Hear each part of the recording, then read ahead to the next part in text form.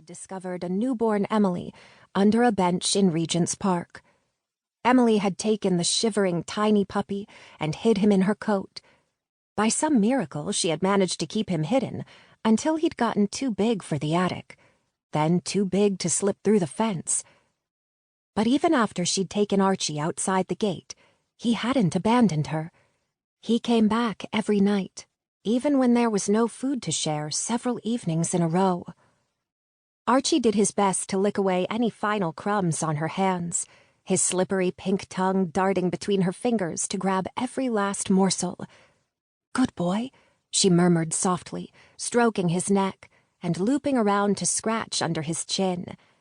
Archie's soft brown eyes grew sleepy and content as he enjoyed her touch, until Emily finally had to pull away. "I'll be back tomorrow," she told him, as she did every night. Reluctantly, and with one final look at the dog she'd raised since he was a little pup, Emily ducked under the hedges and crawled through the bushes of rhododendrons, their strong scent tickling her nose.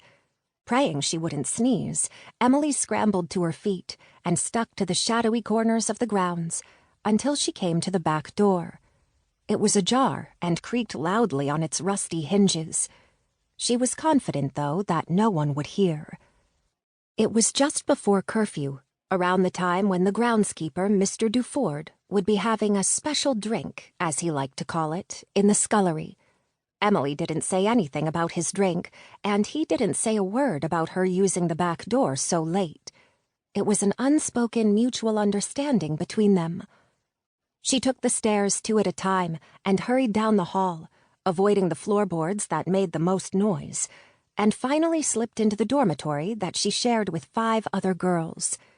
"You're in trouble," came a sing-song voice from the farthest bed next to the window. Emily shut the door behind her, nerves spiking as she whirled around, and found her second least favorite person sitting on her bed. Lying on her stomach, feet in the air, Agatha wore a smug smile on her face. "Get off my bed," Emily snapped. "Miss Evanshire already came for the head count, and you weren't in your bed." Emily's stomach shriveled and dropped like a stone. "But she's early," Emily protested, as if this fact alone were reason enough that she shouldn't be punished for being out of bed at night. Agatha raised her eyebrow at the stupidity of the declaration, knowing as well as Emily, and as well as any other girl at the orphanage, that this meant absolutely nothing.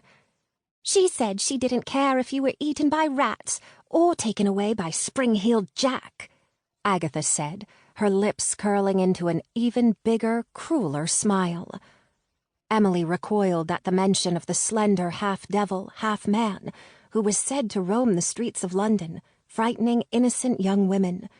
The very idea of being anywhere near the awful creature with red eyes, who could leap over 9-foot-tall fences, was utterly terrifying.